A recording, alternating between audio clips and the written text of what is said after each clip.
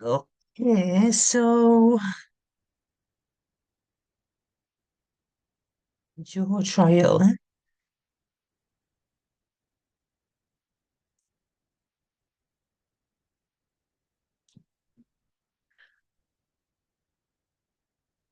Okay, so all right. Hi everyone. Thank you for joining this session. Um, in this session, we'll be discussing the 2024 Johor trial SPM Sejarah Paper One. I'll be going through each questions one by one, explaining the answers in English language to help those who might need extra support understanding the concept. So let's begin.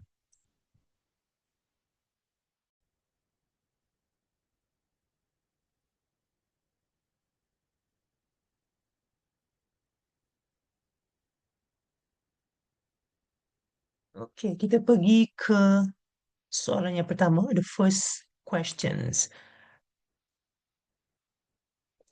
Okay, question number one. Okay, I just translate everything in to English language. Okay, so the Malacca Sultanate had the characteristic of a nation state.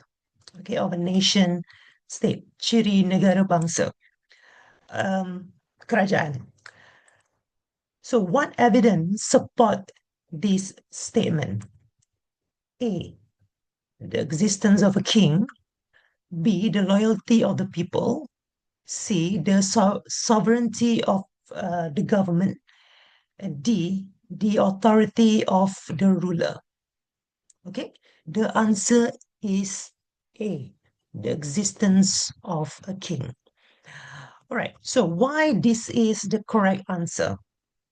So a nation state during the time of the Malacca Sultanate is recognized by having a formal structure, including a ruler who holds ultimate authority. So the king represents sovereignty, represents governance, and also identity of the state.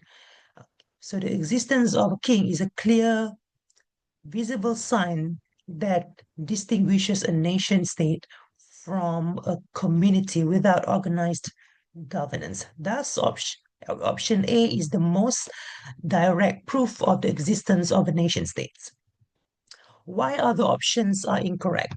Okay, B, the loyalty of the people. Okay, loyalty is an effect of having a nation state, not a defining proof. Okay, people can be loyal even in communities without formal governance. C, the sovereignty of the government. Okay, sovereignty is a key concept, but it is abstract. Okay, the question asks for evidence, and the king is the most visible. Okay, concrete evidence. And then D, okay, the authority of the ruler. Well, authority describes the ruler's influence. Okay, but again, the mere presence of a ruler is the key evidence of the nation state. Okay, right. Shall we proceed to question two? Um, okay, let's move to question two. Okay, question two.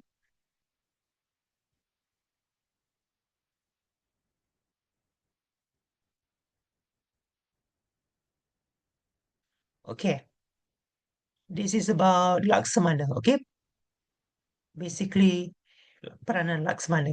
Okay, the role admiral.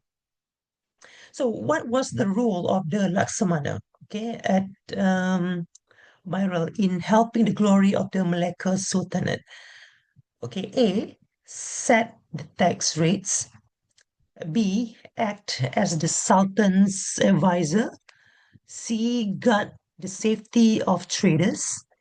And D, manage the government treasury.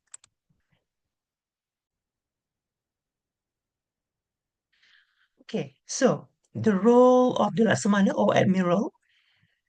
Okay, the correct answer is C. Guard the safety of traders. Okay, the Laksamana or Admiral was the head of the Navy and a key official responsible for ensuring that number one, the port and waters of Malacca were safe for traders, and then the second is trade was crucial for Malacca's success as a famous interport, okay, or trading hub, and responsible for ensuring that by safeguarding traders from pirates and threats. So the Laksamana helped maintain Malacca prosperity. So it is important to connect, okay, for you to connect the role of Laksamana to Malacca's identity as a maritime trading power. Okay, that means secure traders equal to economic success. Other options are incorrect. Okay, let's see. Let's go to A. Okay, set the tax rates. Okay, so this task was under the control of the Shah Bandar. Okay, the harbor master, not the Laksamana, the admiral. And then B, act as the Sultan's advisor. Okay, that's the chief minister or the Bendahara. Bendahara played this role, not the Laksamana. Okay, D, manage the government treasury. Well, this actually handled by the Bendahara or treasurer, not the Laksamana. Okay, all right. Let's proceed to question 3. Okay, question 3. This is about the nationalists in Burma. Okay, the question is, why was the nationalist movement in Burma driven by the Western educated middle class? A, to threaten the Mandarin class. B, to demand self-rule. C, to oppose communist ideology. And D, to challenge Buddhism. The correct answer is B, to demand self-rule. Okay, to demand self-rule. Okay, so it is key to understand that the Western educated middle class in Burma actually gained exposure to ideas like, freedom, nationalism, and self-determination. So they were inspired by these concepts and wanted Burma to govern itself rather than continue under British colonial rule. So this demand for self-rule was the main driving force behind their nationalist movement. So, in other words, this actually reflects how education can spark political awareness and the desire for independence, right? And let's take a look at other options. A, to threaten the Mandarin class. Okay, the Mandarin class refers to the educated elite in China, okay, not relevant to Burma's nationalist struggle.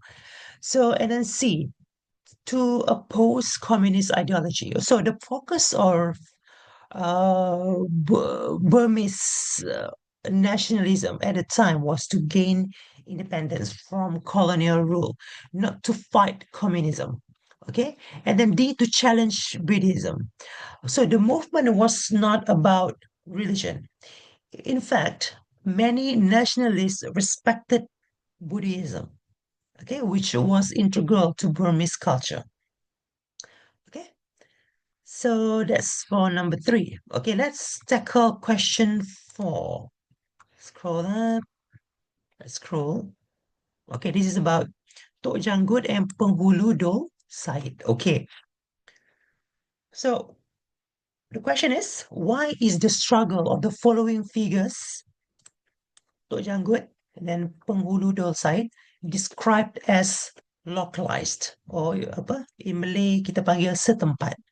Okay, number 1, let's see. So you have to choose 2 here. Okay, number 1, to demand freedom. Number 2, to defend territory. Number 3, to oppose tyranny.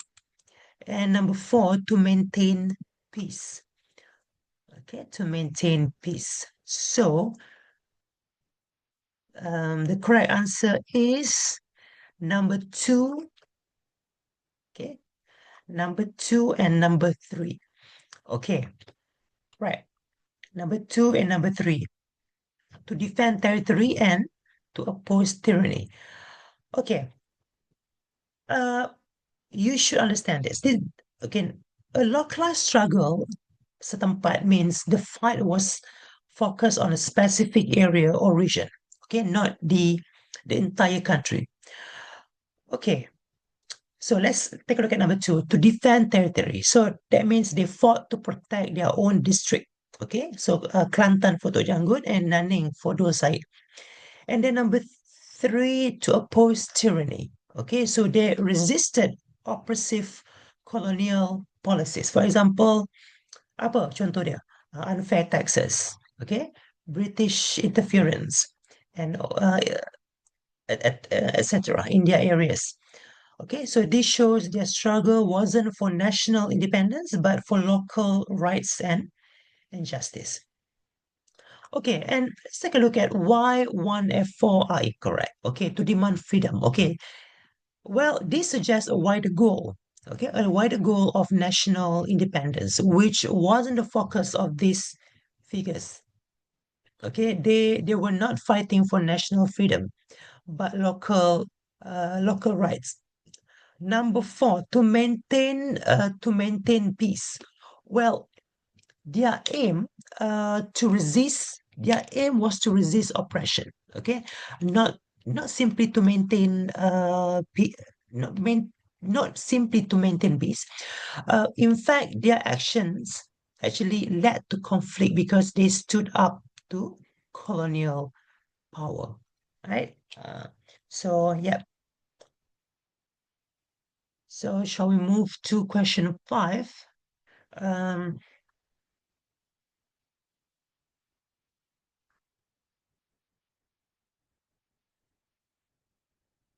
okay.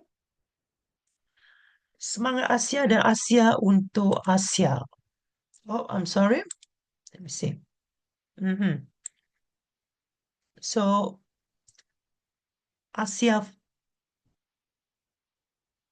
let me hold on. Let me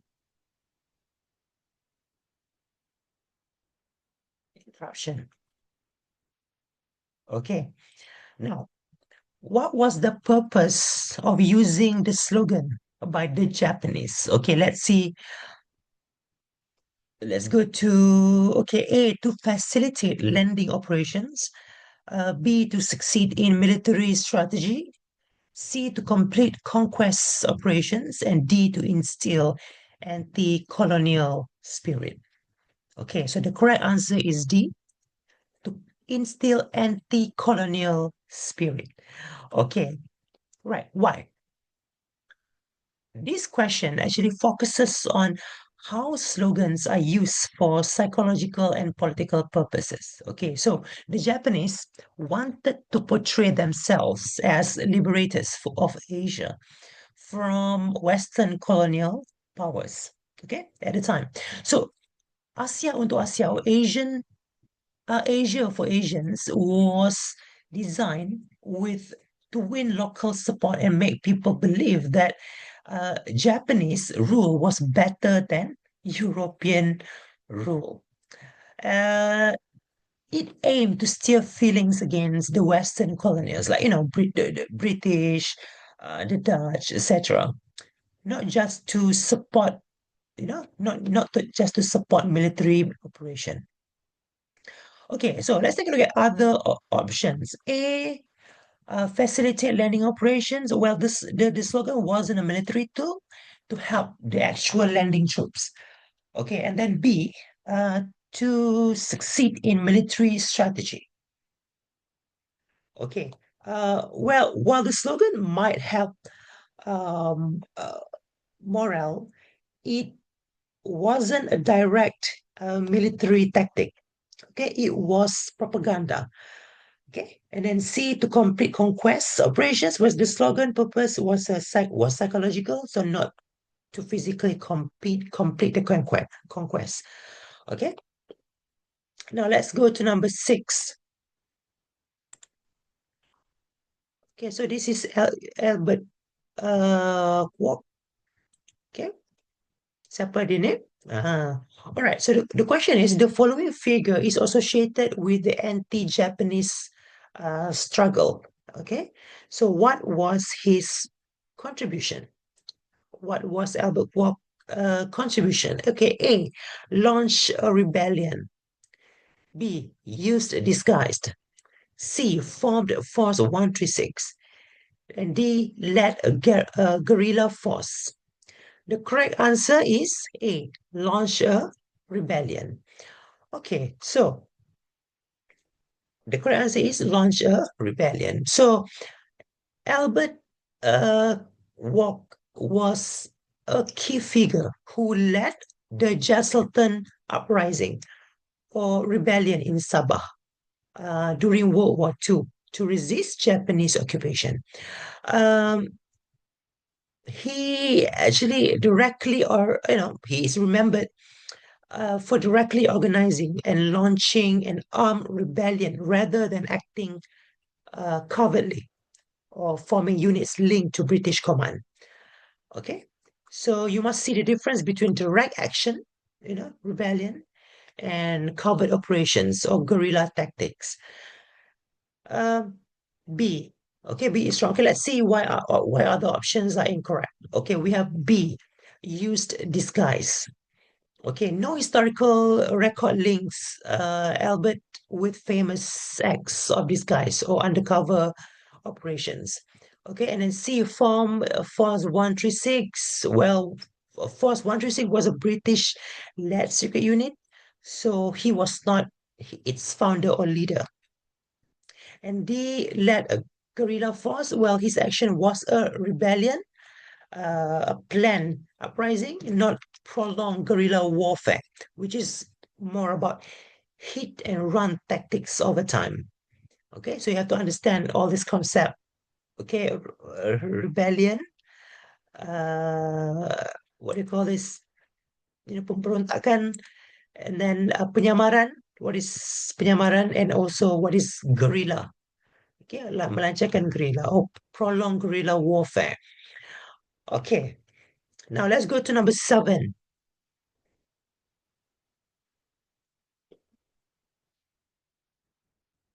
Okay, the conference. Sorry, I didn't. Okay, let me scroll it. Okay. Okay, so the conference of Malay rulers, okay, Persidangan Raja-Raja Melayu, was held in Kuala Kangsar, Perak in April 1946. So what decision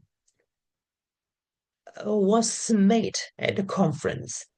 Okay, let's see. A, to organize a congress. B, to cancel the agreement. C, to object through the courts. And D, to boycott the installation ceremony. Okay, so the answer is C, to object through the courts. Okay. Why this is the correct answer? Okay, so at this conference, the Malay rulers, so when I say the Malay rulers, you understand, is Raja-Raja Melayu. Okay. The Malay rulers decided to oppose the Malayan Union by legal means. Okay, so they chose to submit objections through the courts in Britain. So they resist, like this reflect their attempt to resist British plans for the Malayan unions using formal, lawful channels rather than immediate protests or violent actions.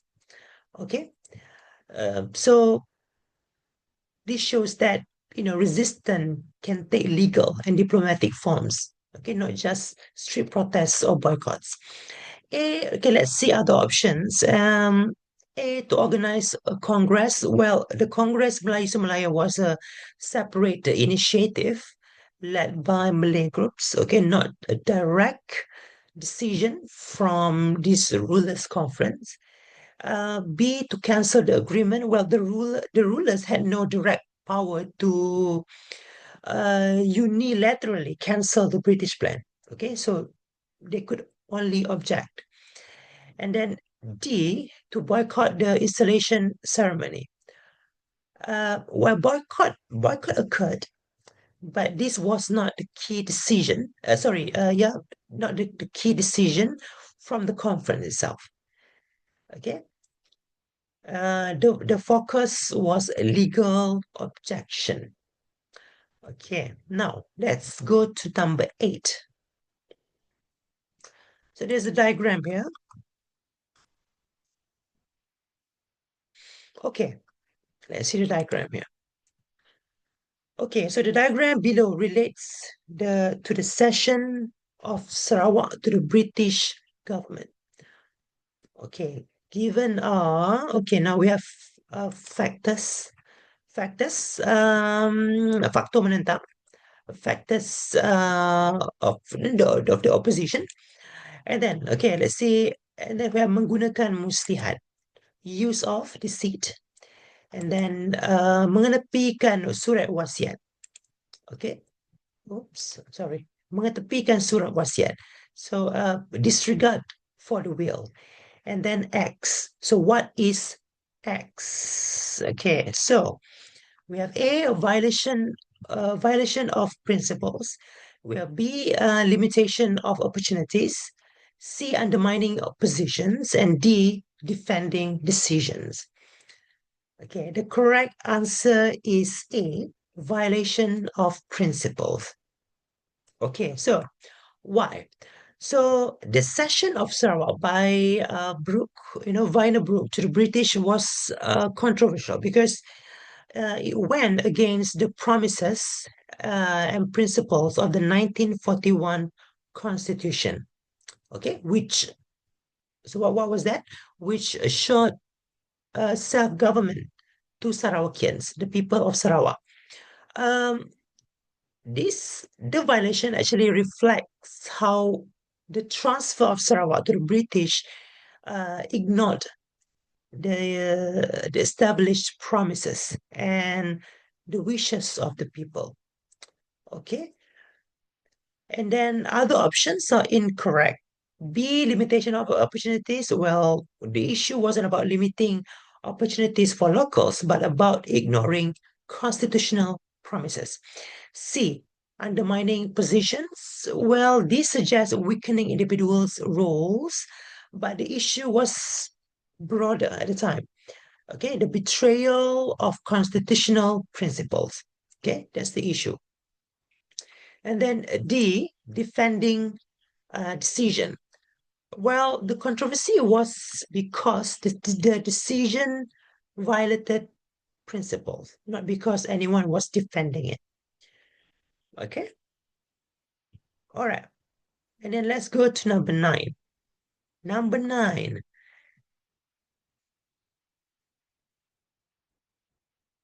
Okay. Ini upacara menandatangani perjanjian Persekutuan Tanah Melayu. Oh, I have to make it smaller. Okay, pada 1948. Okay, so the image shows the signing ceremony of the Federation of Malaya Agreement on 21st of January 1948. So why was this decision agreed upon? Okay, so we have number 1, creation of the Yang di-Pertuan Agong position, and 2, relaxation of citizenship conditions, 3, return of protectorate status, okay, status negeri naungan, and then number 4, restoration of rulers' positions. Okay, so which one? A, B, C, or D? The correct answer is 3 and 4. Okay, return of protectorate status and restoration of rulers' positions. Okay, so why? Okay, so the Federation of Malaya Agreement 1948 was accepted because, okay, yeah, you know, number three, the return of protectorate status, and of course, the restoration of rulers' power. Okay, number three. Well, okay, the Malay states were restored as protectorates. Okay, negeri naungan, respecting their sovereignty under the British. And then for number four, the sultans regained their traditional authority, which had been weakened under the Malayan Union, had it been realized. So number one is wrong because okay, creation of the Yang di-Pertuan Agong position. Was this position, Yang di-Pertuan Agong, was introduced later in 1957. Okay, this was 1948. Okay, so this position was introduced later in 1957 Federal Constitution, not in the 1948 agreement. Okay, number two, relaxation of citizenship condition. Okay, the 1948 agreement actually tightened citizenship rules compared to the Malayan Union. So this wasn't a reason for agreement. Okay, this wasn't a reason for agreement. Okay,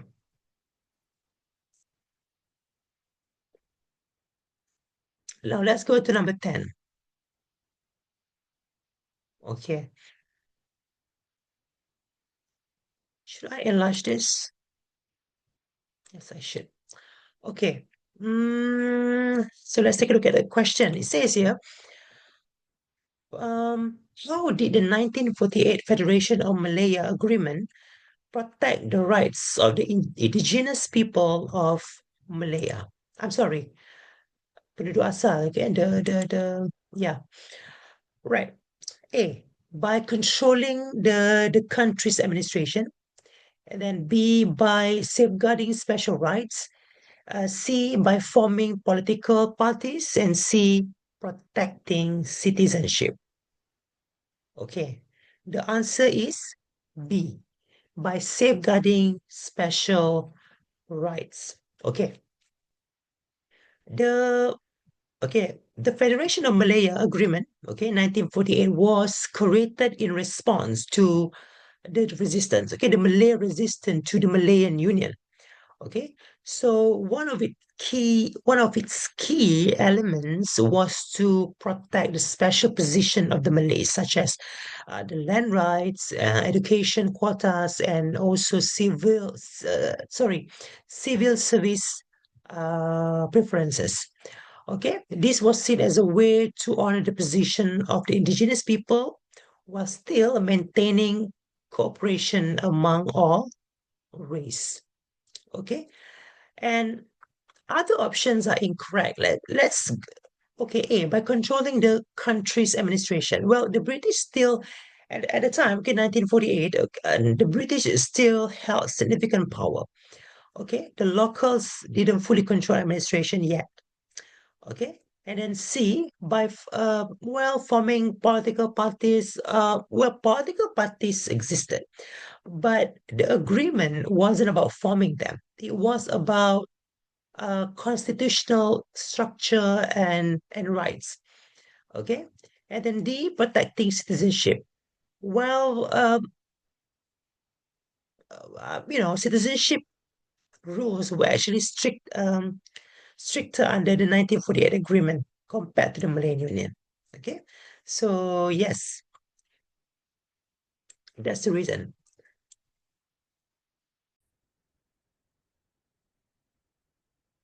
Okay, now, now let's go to question 11. All right, this is about Indonesian Communist Party, Parti Komunis Indonesia. Okay, the question is, why did the Indonesian Communist Party PKI fail to establish a branch in Malaya? Okay, A, it disrupted peace. B, it used violence. C, it faced British threats. D, it disturbed local customs. The correct answer is B, it used violence. Okay, it used violence. Okay, right. uh, this is something that you have to understand. Okay, the Party Communist Indonesia, the PKI, actually tried to expand its influence outside Indonesia.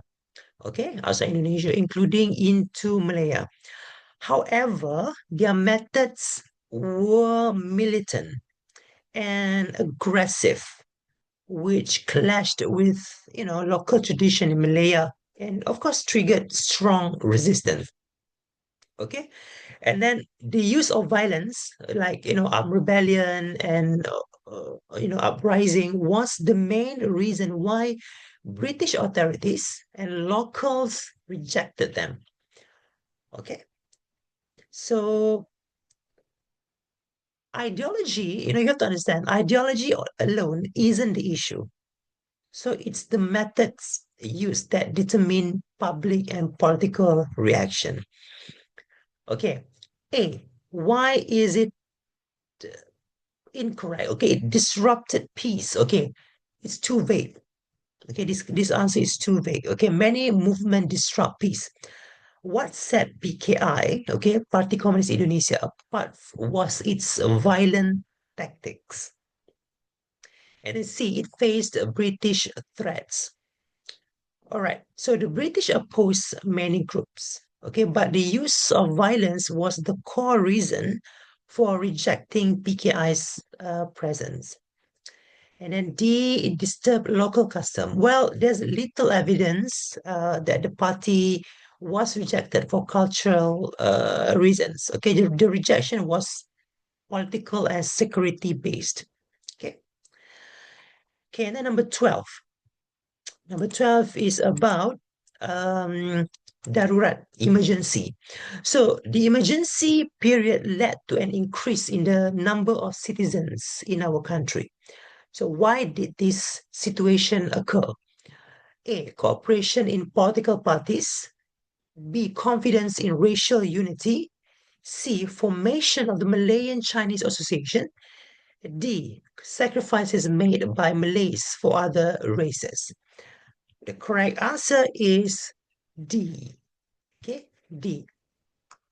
Okay, so during the emergency, okay, between 1948 to 60, the communist threat largely involving the map. Sorry, let me see. Sorry. Okay, sorry. So during the emergency, the communist threat created tension, right? We all know that. Okay, so to maintain unity and defeat communism, Malay leaders at the time agreed to offer citizenship to non-Malays under certain conditions through 1948 to the 1948 and 1952 citizenship laws. Okay, so this sacrifice, well, actually, seen as a compromise for the sake of national unity and security. Okay, so this shows how negotiation and unity efforts actually shaped modern Malaysia. Okay, it wasn't just about fighting enemies, but also about healing internal divisions. Other options are incorrect. Okay, let's see A. Okay, cooperation in political parties. This came after citizenship issues were addressed. It wasn't the cause of the population increase. B, confidence in racial unity. Well, that developed later. Okay, unity was not automatic. Okay, it had to be built through compromises like the citizenship offer. And then C, formation of MCA, Malayan Chinese Association. MCA was part of the broader political solution. Okay, but the increase in citizenship numbers was mainly due to, well, the willingness of the Malay at the time to accept non-Malays as citizens. Okay, yeah. Now let's go to number 13.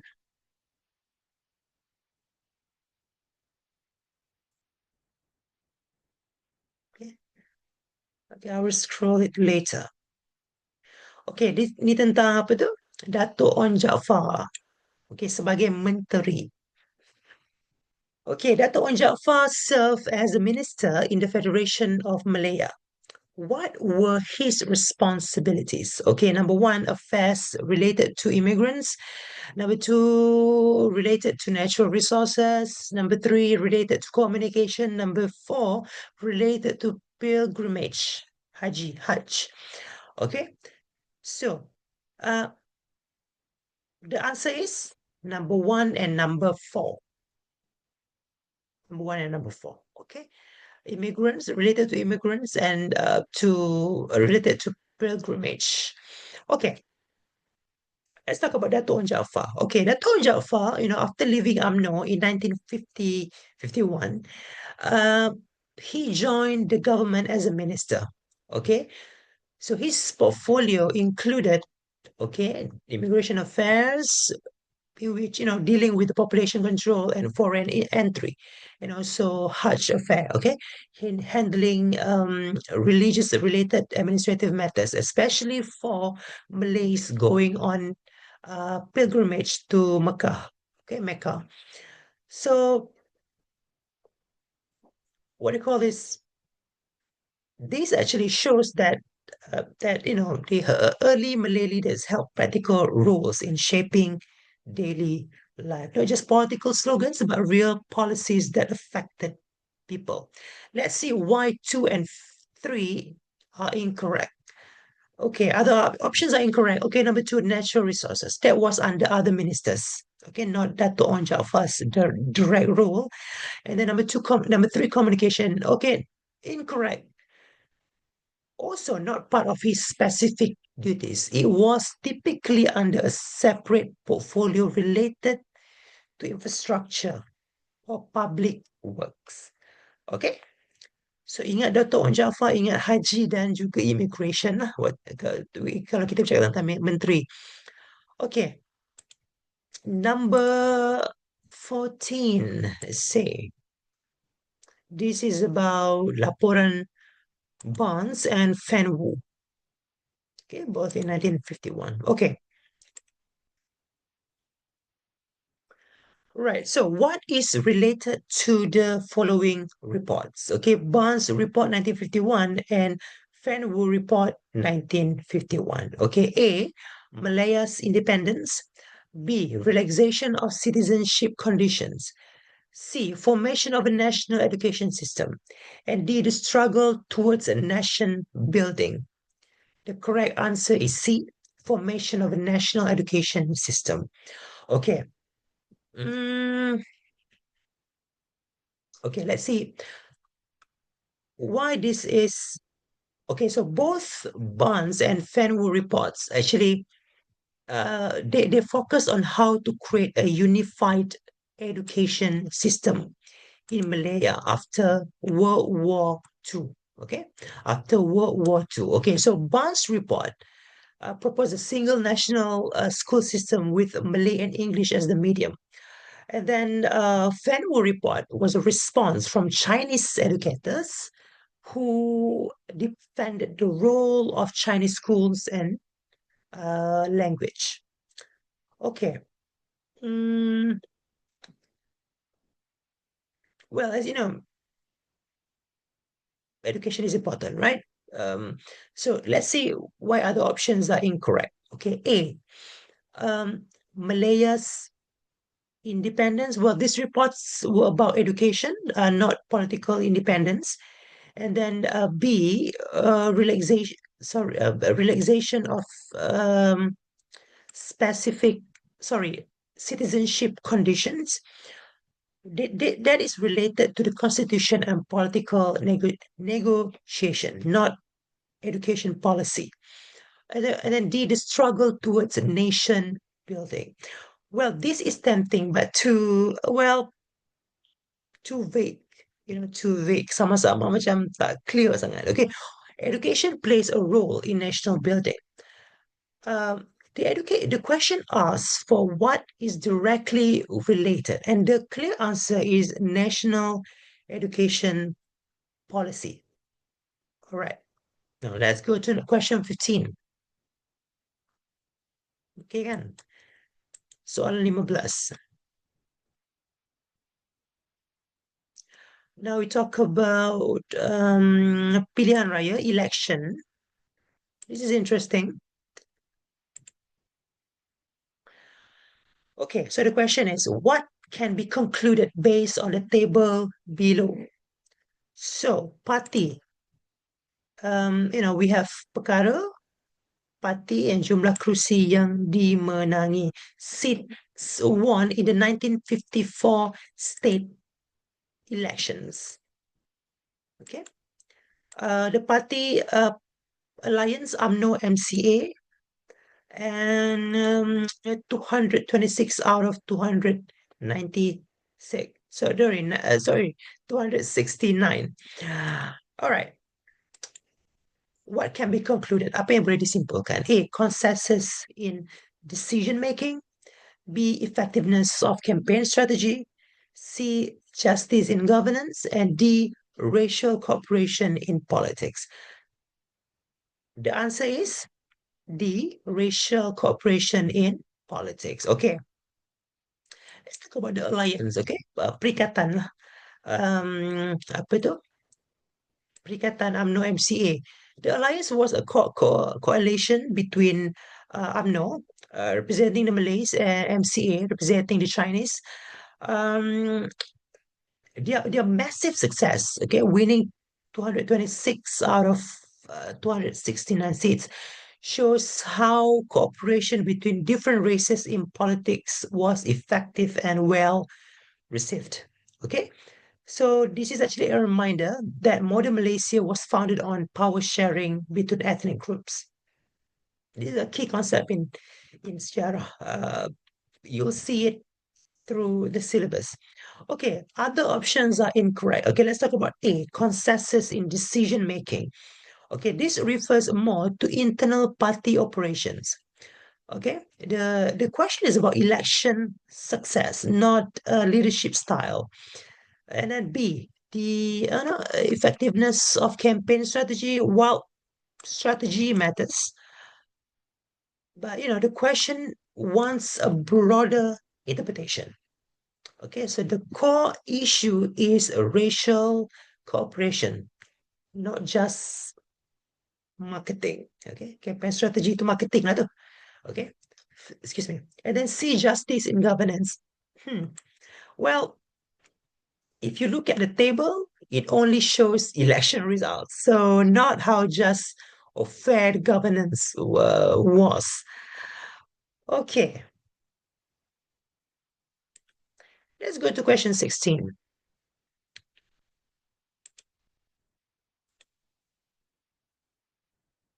Ucapan tuanku. Okay, Abdul Rahman. Tuanku Abdul Rahman speech. So this is from Tuanku Abdul Rahman after officiating the Federal Legislative Council in 1955. Okay, ini adalah hari yang amat penting dalam sejarah majlis ini. This is a very important day in the history of this council. What is the significance of this statement? A, struggle for self-government, and then B, introduction of democratic history, C, formation of the parliamentary system, and D, administration of national governance. Okay, the answer is A, struggle for self-government. Okay. So in 1955, the first general election for the Federal Legislative Council took place. Okay, so Tunku Abdul Rahman's statement celebrated this step, this major step toward independence. And where people were now choosing leaders. Okay, so the council actually symbolized local efforts to what to govern the country and pave the way to for full independence in 1957. Okay, so self-rule didn't happen overnight. It was a process that began with election and consoles like this one. Okay, life is hard, right? Okay, good. Now, so let's see why other options are incorrect. Okay, let's see B, the introduction of democratic his sorry, uh, what do you call history? Um, well, it's vague, it's vague and it's not specific. Okay, democracy had been discussed earlier, right? The moment was more about self-rule and not the start of democratic thought. All right, and then C, formation of the parliamentary system. Um, Parliamentary system officially formed in 1957. Okay, with Merdeka, and then the council was a step toward it, but not the full system yet. Okay, and then D, the administration of national governance. Well, this is too broad, not specific. The question focuses on the significance of the statement, okay, not general governance. Okay, I'm sorry. Did I just? Okay, and then let's go to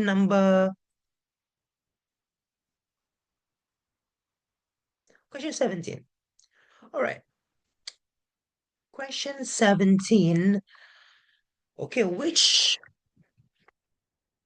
okay, which of the following were issues discussed by the Malayan delegation during the independence talks in London?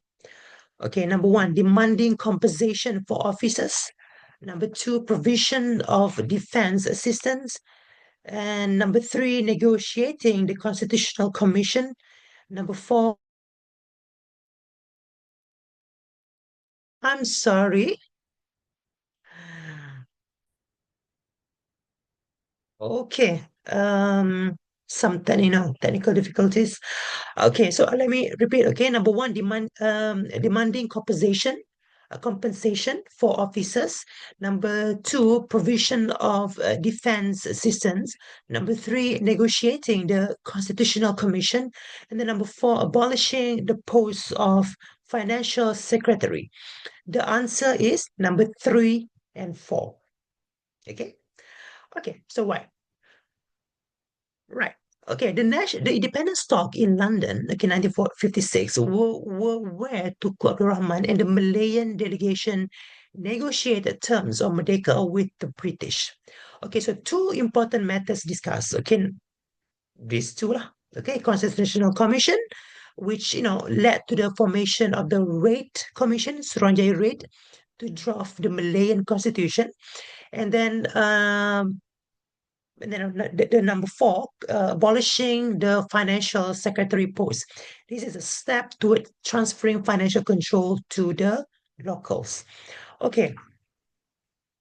Um, well, other options are incorrect. Okay, number one, well, demanding compensation wasn't a priority in the independence negotiation. Okay, so it focused more on political structure, not individual financial matters. Number two, also not incorrect. Okay, security was important. This was not the main topic during constitutional discussion for independence. Okay, now let's go to number 18. Okay, explain the core content of the agreement stated in the following except from the Federation of Malaya. Okay.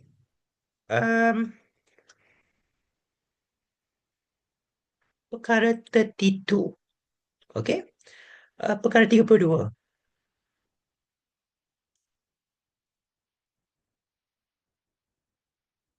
Okay, so A, appointment of Prime Minister, B, election of cabinet ministers, C, appointment of Yang di-Pertuan Negeri, yang di-Pertua Negeri, and then D, election of Yang di-Pertuan Agong.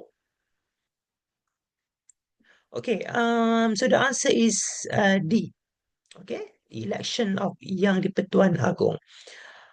So 1957 Federation of Malaya Agreement laid the foundation for constitutional monarchy in the independence of Malaya.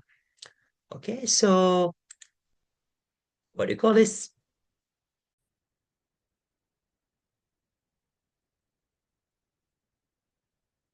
So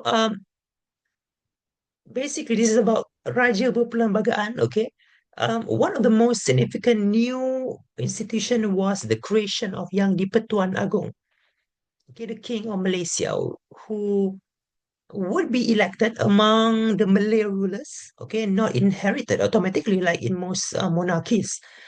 So, yeah, so this is an important symbol.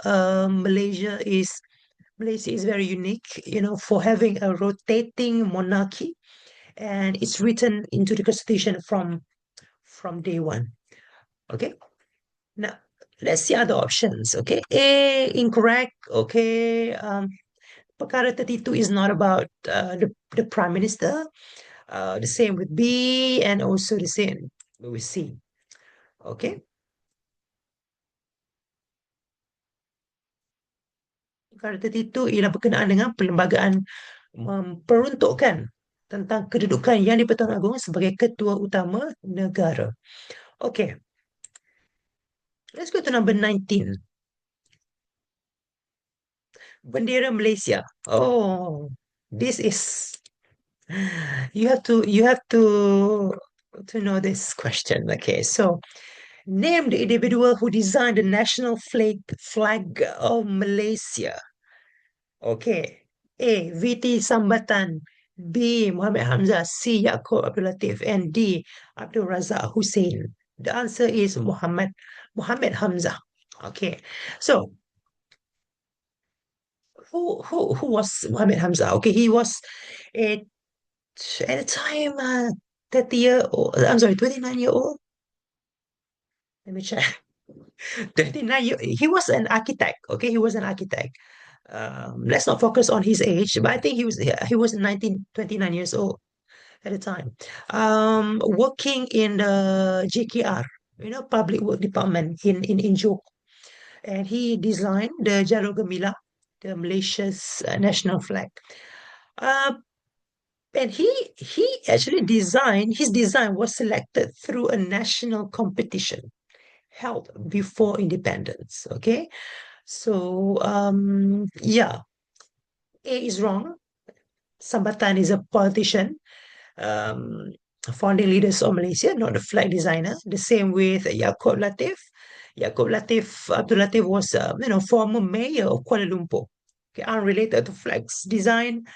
Abdul Razak Hussein, of course, Malaysia's second prime minister. Okay, involved in the political development and also development of the country, but not the national flag.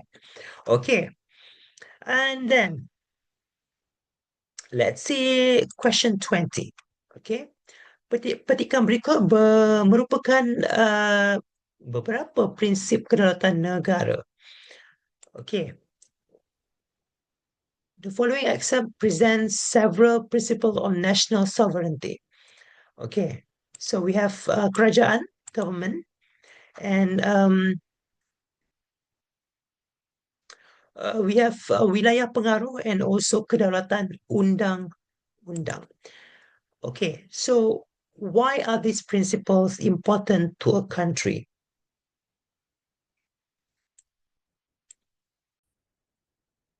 Okay. A, to gain freedom from foreign powers.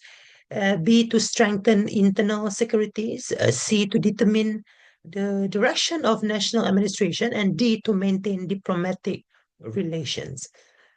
Okay, the answer is A, to gain freedom from foreign powers. Okay. Well, the okay, so the context of national sovereignty, what do you call it, kedaulatan negara, especially in historical questions, usually relates to the struggle for independence, right? particularly during and after colonization. Okay, so the principles of sovereignty in federal constitution were, established to assert Malaysia's freedom from colonial rule and ensure that no external powers could control the country again. So therefore, to gain freedom from foreign powers fits best in the historical political context of these questions.